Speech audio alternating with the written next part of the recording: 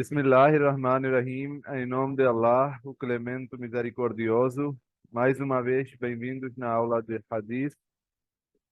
Hoje nós vamos começar a aula, como sempre, com Durud Sharif e depois vamos para a nossa matéria de hoje.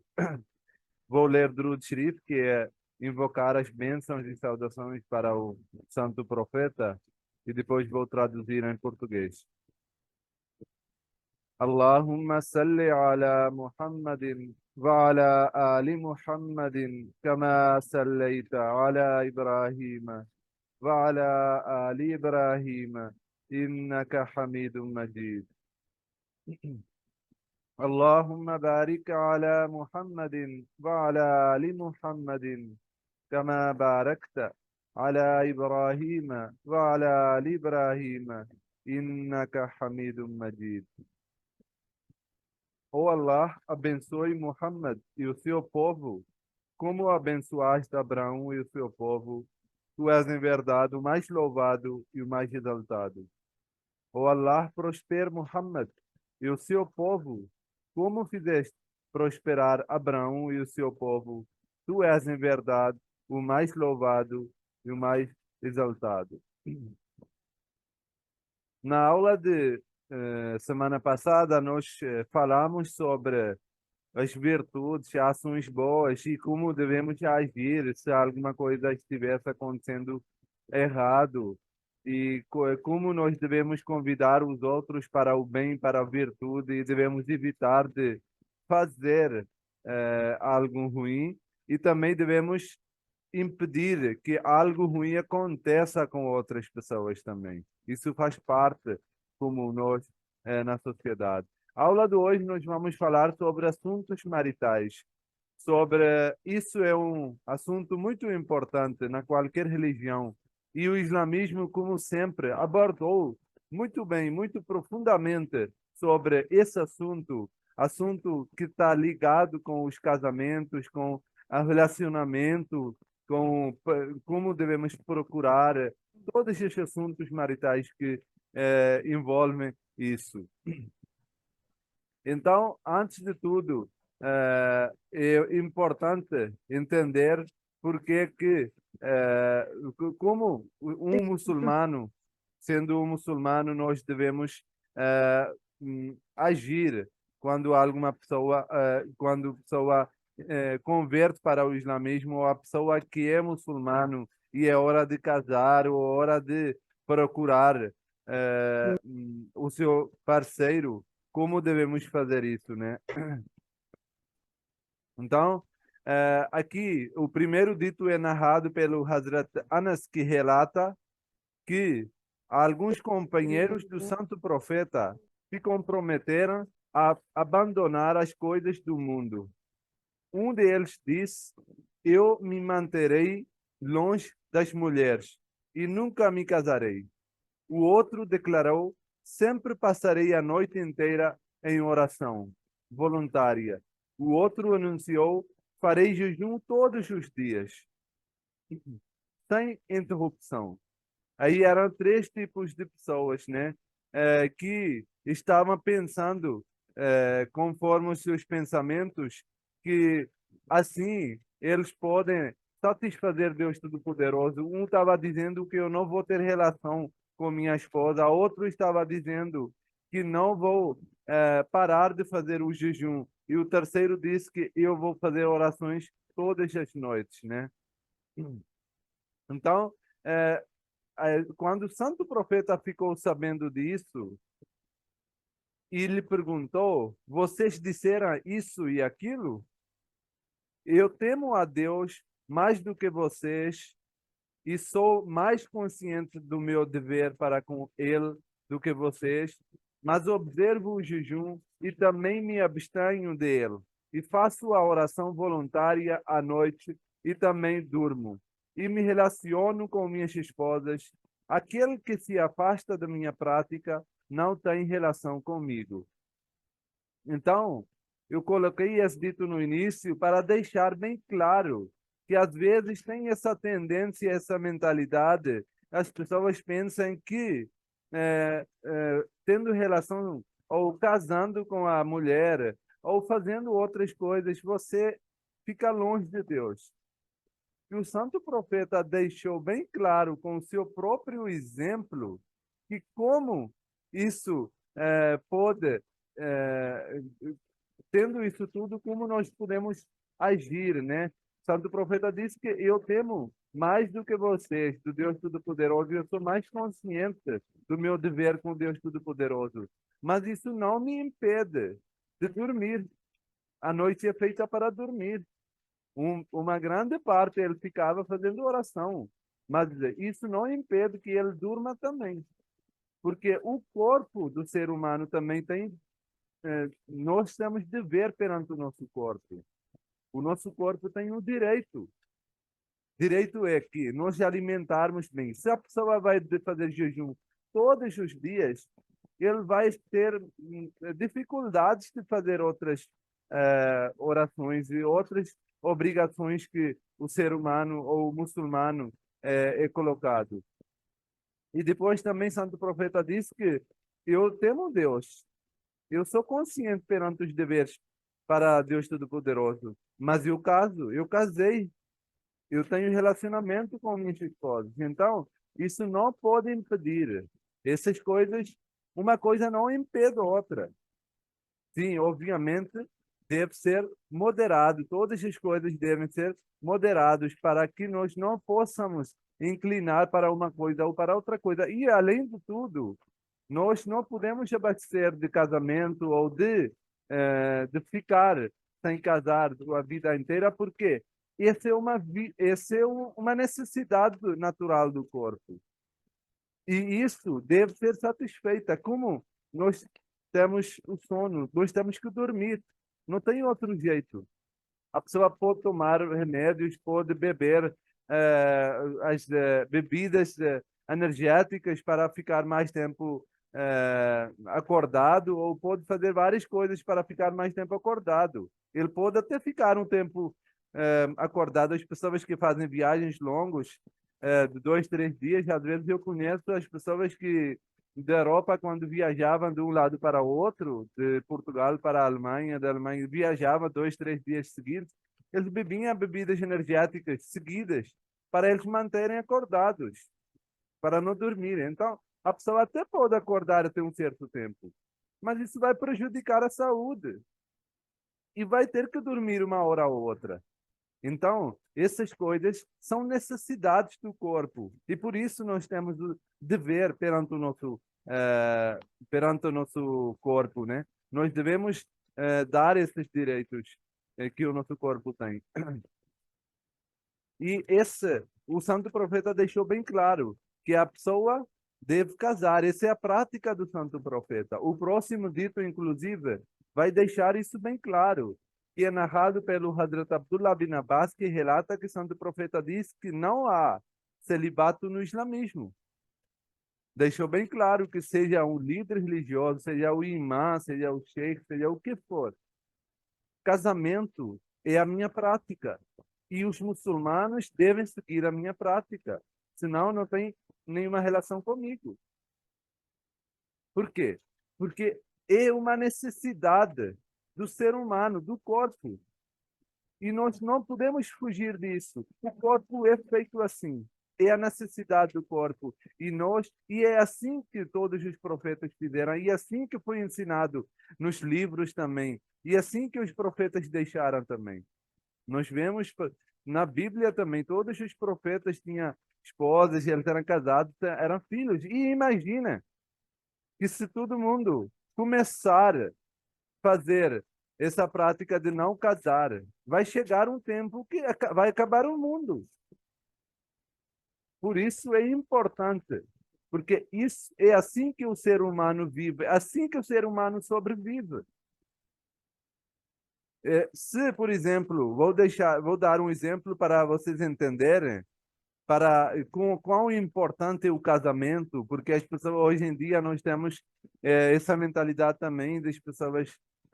Obviamente tem problemas no casamento às vezes é difícil de encontrar o companheiro também, mas isso não nos deve impedir de fazer o nosso esforço para procurar um companheiro, uma companheira para casar, para ter a nossos filhos, progenie, para nós continuarmos com a nossa geração, né? Por exemplo, se nós pegarmos 20 pessoas, pegarmos dois grupos de 20 pessoas e deixarmos numa ilha, se essas pessoas fossem casados, eles casarem, eles tiverem casal entre eles, um grupo que vai ter numa ilha, duas ilhas diferentes, um grupo de 20 pessoas, misturas, né? Homens e as mulheres. Se eles casarem entre eles, depois de 50 anos, essas 20 pessoas vão ser duplicados ou triplicados. Mas numa outra ilha, onde essas pessoas, 20 pessoas, que são homens e mulheres, não casarem entre eles, não terem relação, depois de alguns anos, essas pessoas vão diminuir, não tem como aumentar. É muito importante para sobreviver, é muito importante para que nós possamos continuar com os seres humanos, é casamento, relacionamento.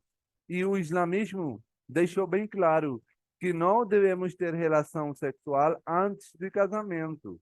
Isso é muito importante, porque como nós temos o véu, todas as coisas, quando você vai juntando os pontos, vão entendendo o véu, a essência do véu, a filosofia do véu é que nós devemos dar dignidade para o nosso corpo. Nós devemos respeitar.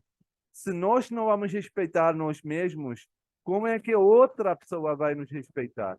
É importante que nós respeitamos, demos respeito não só ao nosso corpo, devemos dar dignidade ao nosso corpo. É o sagrado o nosso corpo. E por isso devemos proteger como qualquer pessoa que tem alguma coisa mais valiosa, ele protege essa coisa. Do mesmo jeito, nós acreditamos que o corpo é uma coisa sagrada, uma coisa que devemos proteger, devemos valorizar. É uma coisa tão boa, tão perfeita, dado pelo Deus Todo-Poderoso, de graça, e devemos proteger. Por isso, quando fazemos casamento, se a pessoa estiver fazendo relações antes do casamento, ele já perde noção, já perde o valor do casamento, já perde o valor da prática de continuar com a sua progenie, com as suas gerações. Então é importante que a pessoa abstenha, a pessoa se proteja desse tipo de ações para que ele possa seguir corretamente a prática do santo profeta, como foi falado no Sagrado Alcorão. Outro dito também, falando sobre assuntos maritais, é narrado pelo Abu Huraira, que relata que o santo profeta diz: uma mulher é procurada em casamento com base em quatro coisas: sua riqueza, sua família, sua beleza e sua piedade. Sua religião, sua fé, tudo entra nisso. E o santo profeta diz: procure conquistar uma mulher por causa de sua piedade. Ele deixou bem claro aqui que as pessoas têm vários motivos com que baseiam a sua procura para um parceiro, uma parceira, né? Há pessoas que olham para a beleza da pessoa. Há outras que vêm para a riqueza da pessoa. Há outros que veem que a família é boa. E também há pessoas que veem a caráter da pessoa, o moral da pessoa, o, a fé da pessoa, a religião da pessoa. Se a pessoa é temente a Deus Todo-Poderoso, se a pessoa é piedosa. E o santo profeta disse que deve conquistar uma pessoa, uma mulher ou um homem, parceiro ou parceira, por causa de sua piedade. É isso que vai valer mais tempo. A beleza pode acabar amanhã. Há poucos casos, mas pode acabar. Mas o que tem certeza que beleza não é uma coisa permanente. A riqueza não é uma coisa permanente. Pode acabar amanhã ou não, mas nunca sabemos quando pode acabar. E a família também, nós não sabemos. Nós vamos conviver com a pessoa. Então, a pessoa tem que ser de um bom caráter, tem que ser um bom moral, ele tem que ser piedoso, ele tem que ser temente a Deus Todo-Poderoso, porque isso vai valer para mais tempo. E isso é valioso nos olhos de Deus Todo-Poderoso. Aqui essa frase, que suas mãos fiquem cobertas de poeira, é uma frase em árabe, era dito taribat yadaka, que suas mãos ficam na poeira, cobertas na poeira, quando era para avisar uma coisa. Que cuidar, tipo, dizer para avisar a pessoa, que, ou para reafirmar a pessoa, que cuidado, avisando a pessoa, nem que não faça assim, entendeu? Ou faça do jeito que eu estou dizendo. Então, o santo profeta disse que o ser humano é fraco. O ser humano, às vezes, é distraído pelos vários assuntos mundanos. E, às vezes, ele acaba vendo ou perseguindo a riqueza da pessoa ou a beleza, porque são coisas que atraem mais rápido. Mas Santo Profeta diz que não. Um verdadeiro crente deve olhar para a pessoa, a sua fé, seu caráter. Se a pessoa é piedosa. Porque se ele não vai ser piedosa, se a pessoa não vai ser respeitosa, se ela não vai ter um caráter bom, isso vai ser um inferno para a pessoa, seja homem ou mulher.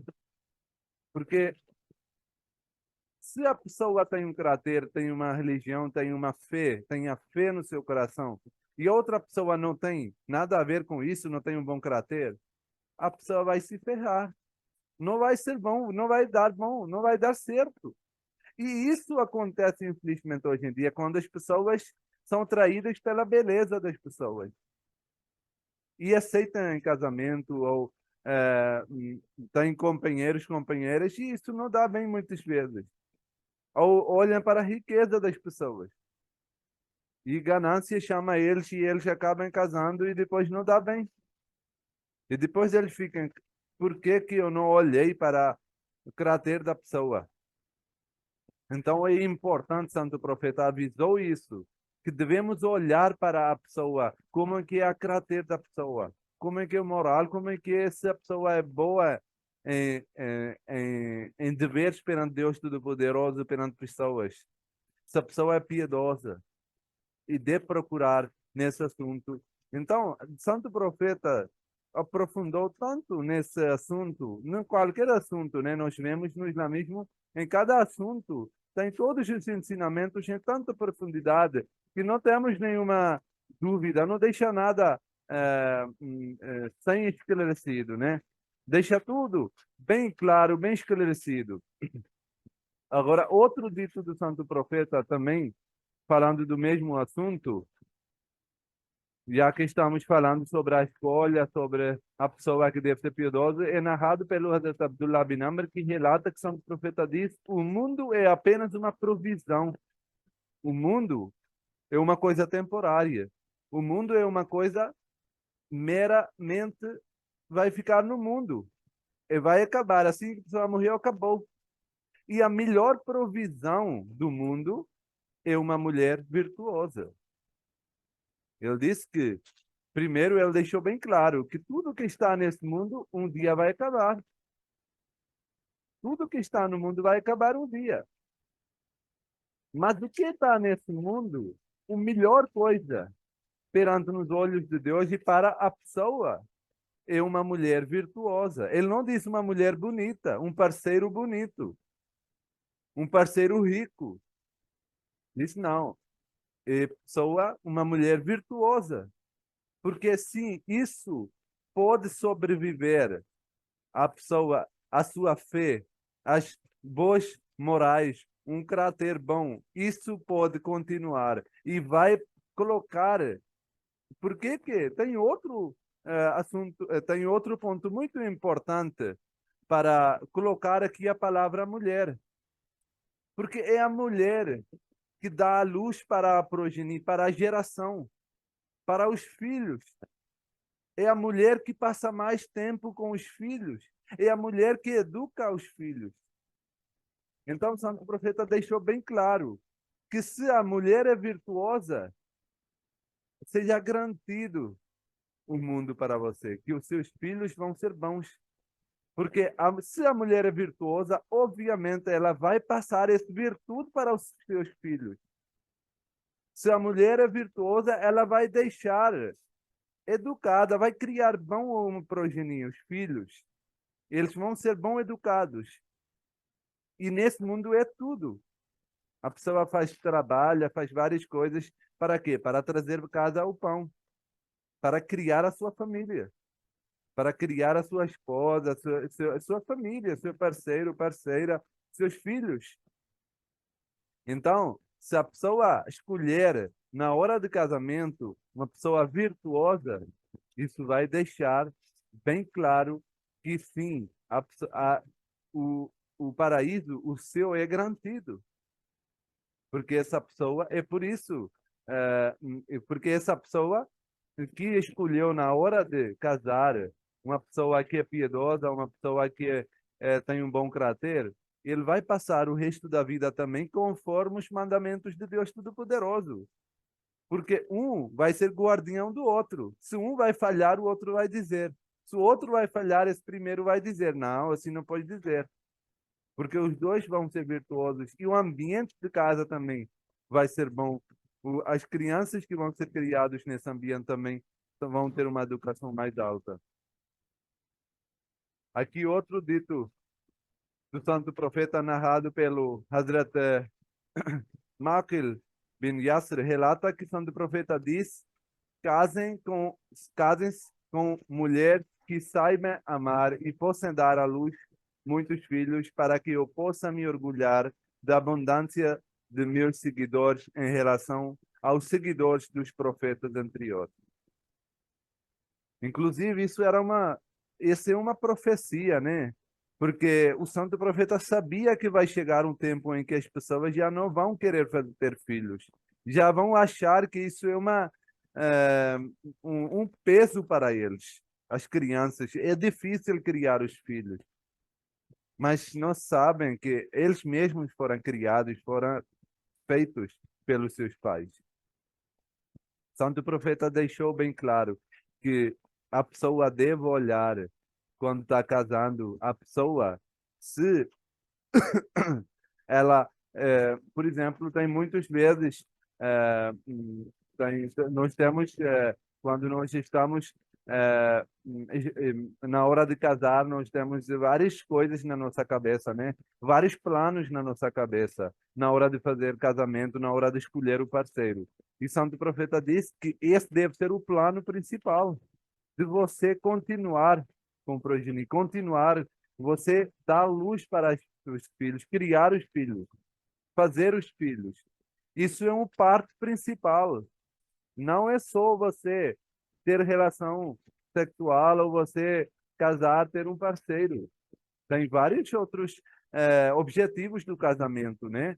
De você ter um parceiro amoroso com você, você ter um apoio ao seu lado, você sempre estiver alguém que está ao seu lado. E também em casa são divididos várias tarefas, né? Um vai fazer isso, outro vai fazer isso, para que a vida possa funcionar de forma correta. Mas Santo Profeta diz que esse é o principal, que você não pode esquecer que sim, você tem que fazer os filhos também.